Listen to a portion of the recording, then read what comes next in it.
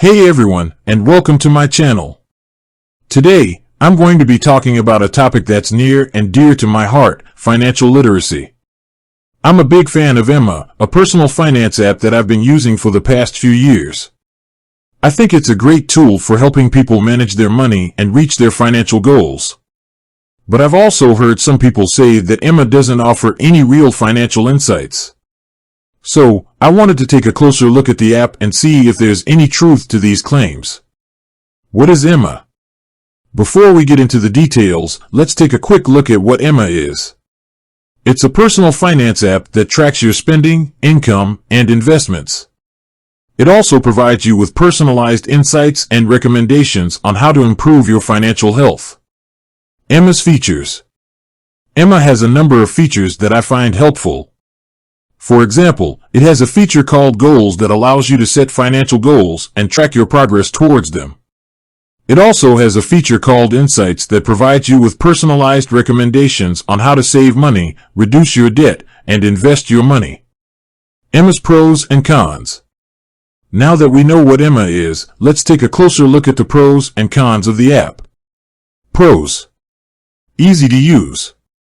Comprehensive features. Personalized insights. Affordable. Cons.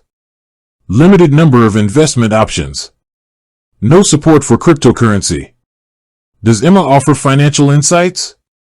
Now, let's get to the question that everyone wants to know. Does Emma offer financial insights?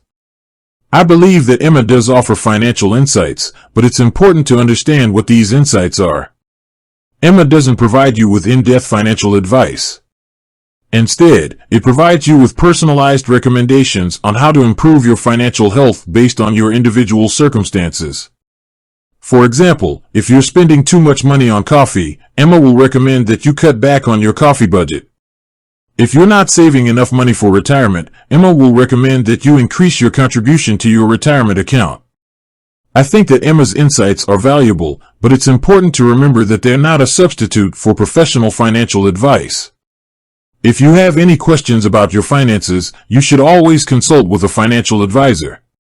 How to get started with Emma. If you're interested in using Emma, here's how to get started.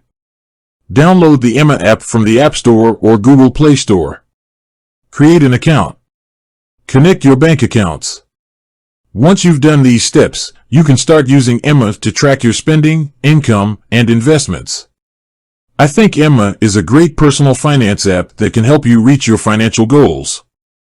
It's easy to use, comprehensive, and affordable.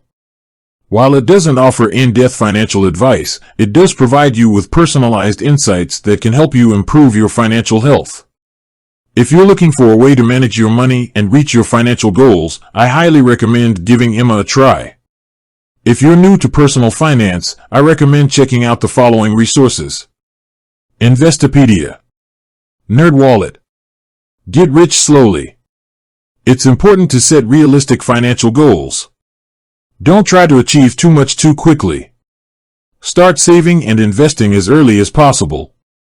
The earlier you start, the more time your money has to grow. Diversify your investments. This will help to reduce your risk. Be patient. It takes time to build wealth. Don't get discouraged if you don't see results overnight. I hope this video has been helpful. If you have any questions, please leave a comment below. Thanks for watching.